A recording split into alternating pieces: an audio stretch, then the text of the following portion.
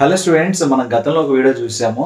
So ఏంటంటే fee కట్టలేక IIT seat కోల్పోయిన ఒక దళిత విద్యార్థి అని చెప్పేసి ఉత్తరప్రదేశ్ రాష్ట్రానికి సంబంధించినటువంటి స్టూడెంట్స్ జార్ఖండ్ స్టేట్లో ఎగ్జామ్ రాశాడనమాట.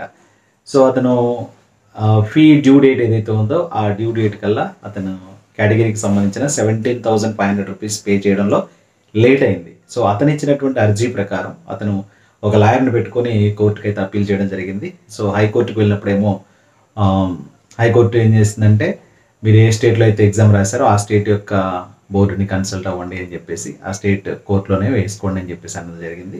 అక్కడికి వెళ్ళిన తర్వాత వారు ఐఐటి ఎవరైతే కండక్ట్ చేశారో ఐఐటి మద్రాస్ కౌన్సిలింగ్ అనేది కండక్ట్ చేసింది కాబట్టి, అంటే క్వశ్చన్ పేపర్ కండక్ట్ చేసింది కాబట్టి వాళ్ళని సంప్రదించడం చెప్తే మళ్ళీ ఐఐటి మద్రాస్ కూడా సంప్రదించడం జరిగింది. ఇది మా చేతిలో లేదు, మీరు ఇంకేదన్నా ఉంటే సుప్రీంకోర్టుకు వెళ్ళొచ్చు అని చెప్పారు. అప్పుడు సుప్రీంకోర్టుకు వెళ్ళారనమాట.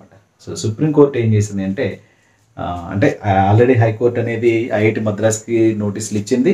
బట్ మద్రాస్ మాత్రం మా చేతులు ఏం లేదని చెప్పేసరికి సుప్రీంకోర్టును అప్రోచ్ అయ్యారు. సుప్రీంకోర్టు ఏం చేసిందంటే, సో ఎప్పుడు జరిగినట్లుగా సో సుప్రీంకోర్టు తీర్పు ఇచ్చింది. ఆ తీర్పు ఏంటంటే అతనికి సీట్ ఇవ్వమని.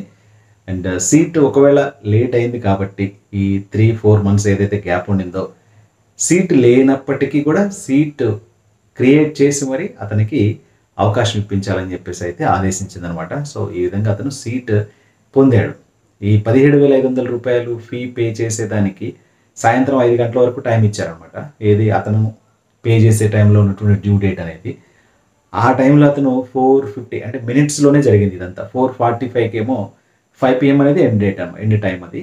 4:45కి ఆయన ట్రాన్సాక్షన్స్ కోసం అన్నీ కూడా డాక్యుమెంట్స్ అప్లోడ్ చేయడం and fee payment documents upload చేసుకుంటుంది. అది సక్సెస్ఫుల్ అయిపోయింది. ఫీ పేమెంట్ దగ్గరికి వెళ్ళేసరికి మరి అది ట్రాన్సాక్షన్ ఇష్యూస్ ఉంటాయి కదా, డెఫినెట్గా కొంచెం అక్కడ ఎంగేజ్ ఎక్కువగా ఉంటుంది.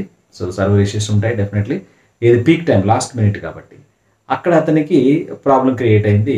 అమౌంట్ అది ట్రాన్సాక్షన్ జరగలేదన్నమాట. జరగకపోవడం వల్ల ఏమైంది, సీట్ క్యాన్సిల్ అయిపోయింది. సో విత్ ఇన్ స్టిపులేటెడ్ టైంలో సీట్ అతను పేమెంట్ చేయలేదు కాబట్టి అతను సీట్ క్యాన్సిల్ చేయడం జరిగిందనమాట. సో అప్పుడు ఏది ఆ తర్వాత అతను ఎలాగో తీసుకోలేదు, నెక్స్ట్ రౌండ్లో కూడా ఉండరు. అండ్ ఆ తర్వాత అతనికి ఇవన్నీ కూడా కోల్పోయినటువంటి అవకాశం ఉంటుంది కాబట్టి అతను కోర్టుకి ఆశ్రయించడం జరిగిందనమాట. ఈ రేర్ కేసులో జరుగుతుంది ఇలాగూ. సో ఇది జరిగింది కదా, మనకు కూడా ఈసారి అలానే జరిగితే ఒకవేళ మనం డబ్బులు విత్ ఇన్ టైంలో కట్టలేకపోతే మేము కూడా కోర్టుకి వెళ్తే సక్సెస్ అవుతాం కదా అని అయితే అనుకోకండి మీరు. ఓకేనా, దయచేసి అలా అనుకోకండి. ఎందుకైనా మంచిది. సో ఇలాంటివి ఎప్పుడో 1-2 సార్లు మాత్రమే అక్కడ ఉన్నటువంటి జడ్జెస్ ఎవరైతే ఉన్నారో వాళ్ళ మనస్తత్వాలు అన్నీ ఒకలాగే ఉండవు. ఒక విద్యార్థికి న్యాయం చేశాం కాబట్టి ఇంకో విద్యార్థికి కూడా న్యాయం చేద్దాము అని చెప్పలేము అనమాట. ఏంటంటే మీకు ఇచ్చినటువంటి గడువులోగా మీరు కంప్లీట్ చేసుకోవడం ఉత్తమం. ఇప్పుడు ఈ స్టూడెంట్కి ఆల్రెడీ సీట్ ఇవ్వమని చెప్పేసి అయితే నోటీస్ చేయడం జరిగింది. సో ఇదనమాట స్టూడెంట్. ఉత్తరప్రదేశ్లోని ముజఫర్నగర్ జిల్లా టిటోడా గ్రామంలో దళిత కూలీ రాజేంద్ర కుమార్ ఇంట్లో వాతావరణం సందడిగా ఉంది. సో ఇతను అనమాట స్టూడెంట్. సో ఇతనికి ఐఐటి ధన్బాద్లో సీట్ వచ్చింది. సో సుప్రీంకోర్టు తీర్పు ఏముందంటే, ఐఐటి ధన్బాద్లో సీటు ఖాళీ లేకపోతే అదనపు సీటు సృష్టించాలని ఆదేశించింది. మరి ఒక రౌండ్లో మనం ఫీజులు కట్టలేకపోతే ఆ సీటు మనం నెక్స్ట్ రౌండ్కి మనల్ని అది డిటైన్ చేసేస్తుంది. నెక్స్ట్ రౌండ్కి మనల్ని ఎంటర్టైన్ చేయదనమాట. ఆటోమేటిక్గా రిమూవ్ అయిపోతాం. మరి మన సీట్ అనేది ఆ నెక్స్ట్ రౌండ్స్లో వచ్చే స్టూడెంట్స్కి ఆటోమేటిక్గా ఇచ్చేస్తారు కదా. సో మనకి సీట్ ఉండదు కదా, వెనక నుంచి వచ్చే వాళ్ళకి ఫిలప్ చేస్తారు. కాబట్టి ఈ విధంగా సీట్ లేకపోయినా సరే సీటు సృష్టించి ఇవ్వండి అని చెప్పేసి ఆదేశించడం జరిగిందనమాట. ఓకేనా, ఇక్కడ ఏమంటున్నాడు, సుప్రీంకోర్టుకు నా కృతజ్ఞతలు. ఈరోజు సుప్రీంకోర్టు నేను కోల్పోయిన సీట్ను తిరిగి ఇచ్చింది.